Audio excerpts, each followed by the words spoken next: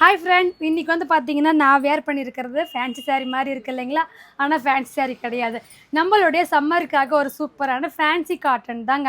ரொம்பவுமே அழகாக ஒரு லோ ப்ரைஸில், அதுவும் வெறும் 350 மட்டும்தான் ப்ளஸ் ஷிப்பிங்கோட. இது ஒரு 5 சாரீ எடுத்திங்கன்னா ஃப்ரீ ஷிப்பிங்கில் புக் பண்ணிக்கலாம்.